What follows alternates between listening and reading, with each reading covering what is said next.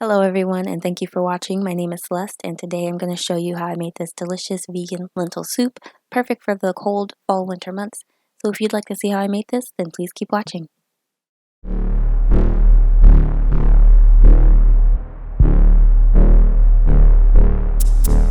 So we're starting out with 5 medium red potatoes that I washed, and we're going to cut them into bite-sized or manageable pieces.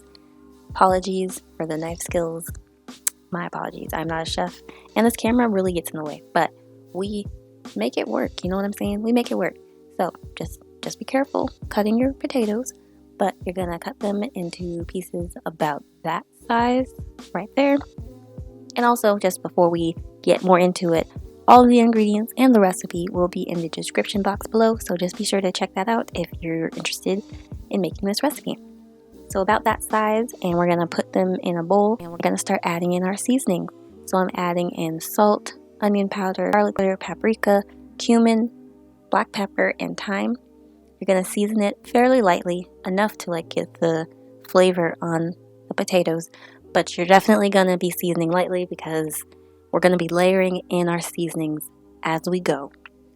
And I think that it works best that way, because then you can really control how much salt you're using, things like that. So just, cover your potatoes in your seasonings. And then we're going to use some extra virgin olive oil, and I used about 2 tablespoons of that, and we're gonna just mix our potatoes together, distribute the seasonings evenly throughout, get them nice and coated. This is for an extra step.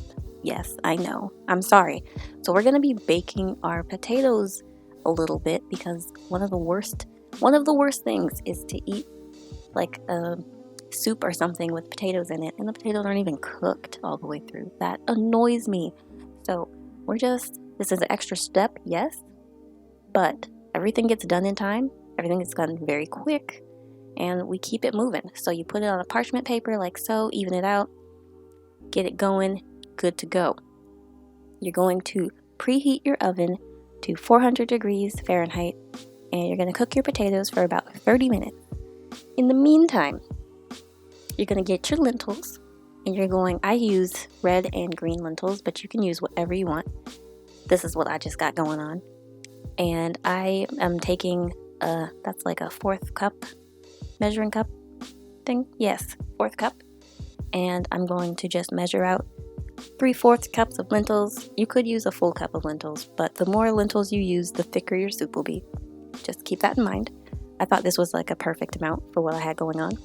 So I rinsed my lentils twice, and then I'm just going to put them in a large pot and going to get that going. So I'm adding in 8 cups of water.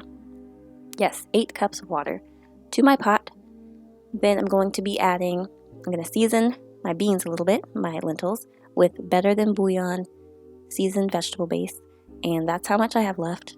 I'm going to use the rest of that. It came up to be about 2.5 teaspoons. It wasn't a lot, but that's what it's looking like. That's what the water's looking like. That's how our lentils are doing.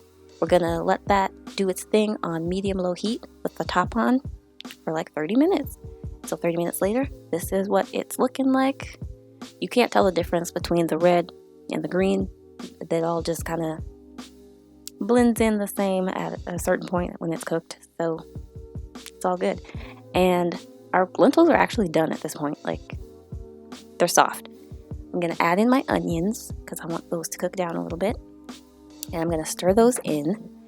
Then I'm going to take my potatoes out of the oven, and look at that.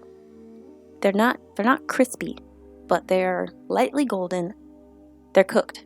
They're not too soft, but they're cooked. So then we're just gonna, our onions cooked down a little bit while we waited. Now we're going to add in our potatoes very carefully, please. I decided to just go ahead and try to dump everything in like a madman, but no. Spoon in your potatoes, do all that. Oh, I forgot to mention, I added in a splash of vinegar while the beans were cooking, I don't know, something about it balances out the flavors of everything. When I don't do that step, it comes out tasting a little rich for me. So I added in a splash of vinegar, just like a fraction of a capful, just so you're aware. Anywho, that's what our potatoes are looking like. That's what our soup is doing. I let it cook for a little bit longer while I rinsed off some spinach that I'm going to be adding in. You can add spinach or kale. I decided to add spinach. I use either one, it doesn't matter. But I used about half of one of those plastic containers of spinach. I used about half. It cooks down, you know how spinach is. It cooks down quite a bit, so don't worry about using too much spinach or kale in your recipe. And you can also add, I saw people adding all sorts of vegetables. You can add carrots, you can add peppers, whatever suits your fancy. After I added in my spinach, I'm going to add in a little more seasonings because I tasted it. It was alright. You know, it was okay. But it could use a little more seasonings. So I decided to add in a little more seasonings that I'm showing you there. The garlic, the salt, the pepper, the onion, all that stuff. And the paprika. You cannot forget the paprika. So we add all those in. You let it do its thing. Stir it up.